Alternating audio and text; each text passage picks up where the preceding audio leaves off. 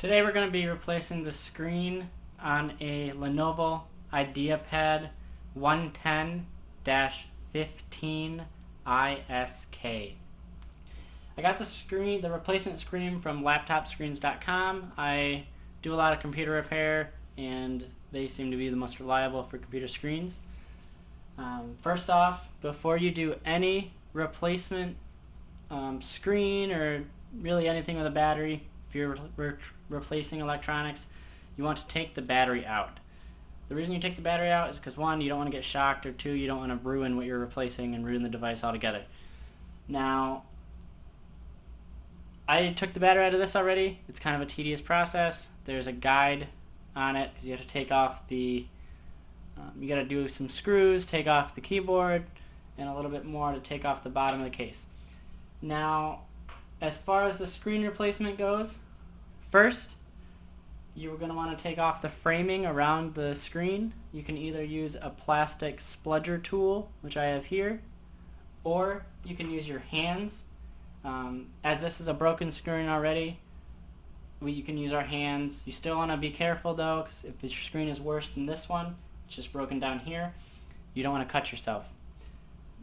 Now, usually, you got to be careful, but usually you can just pry up and you'll hear it click. You got to be careful not to break any of the little connectors, as then obviously it won't go back on all the way.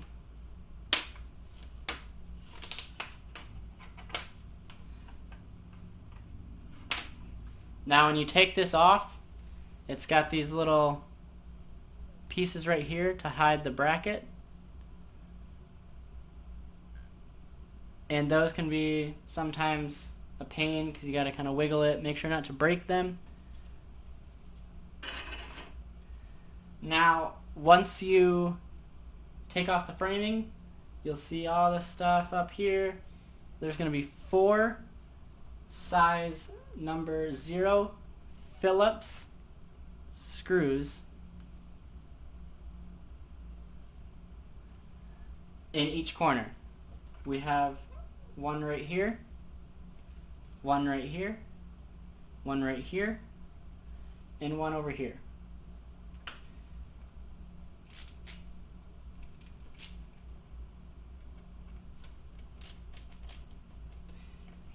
Now these are small screws, so try not to lose them when you take them out. I always recommend using a magnetized tool like I have here.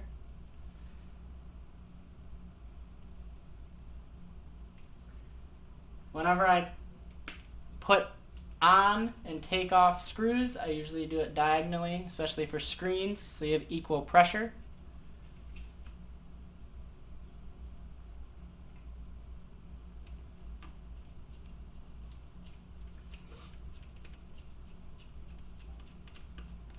Now you want to be careful when unscrewing these, because the screen can fall forward if it's not oriented properly. I have the screen slightly canted backwards so it doesn't fall.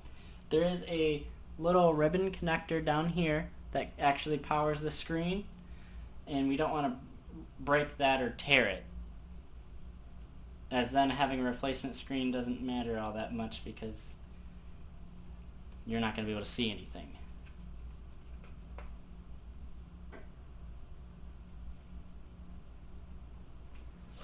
Now when you pull this forward, I recommend having a hand on the bottom and a hand on the top. That way you can gently lift it forward, and you want to just lean it against the keyboard.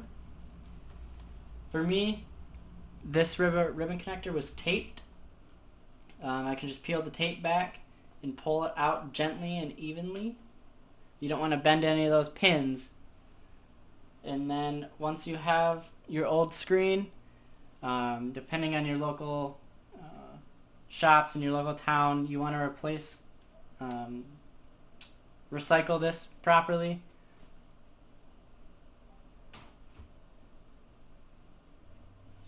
I have the new screen right here. I'm not sure about yours, but for mine, I actually had to peel this back and take out screws on each side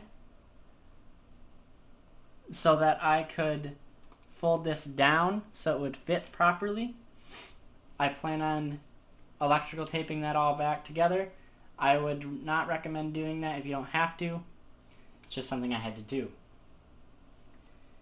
Now you're going to lay the new screen gently down and plug in that same connector, being very careful that you do not bend any of the pins.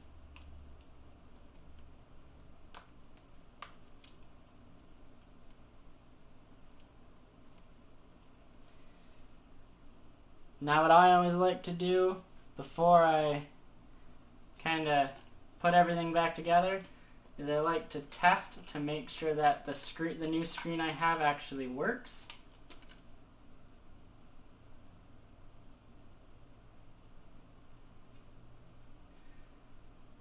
So I briefly cut just to show that it works. Now that we see that the screen works, we can go ahead and fasten it in place with our screws. Like I mentioned earlier, I always do it diagonally, that way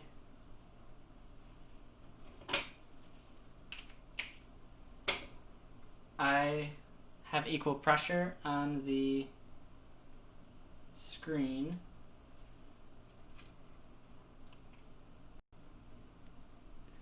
Once you have all the screws in place, you can remove the protective film.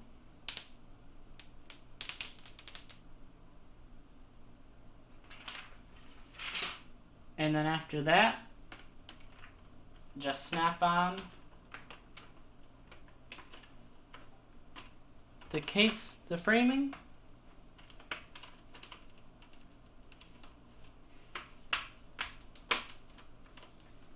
And then you're good to go.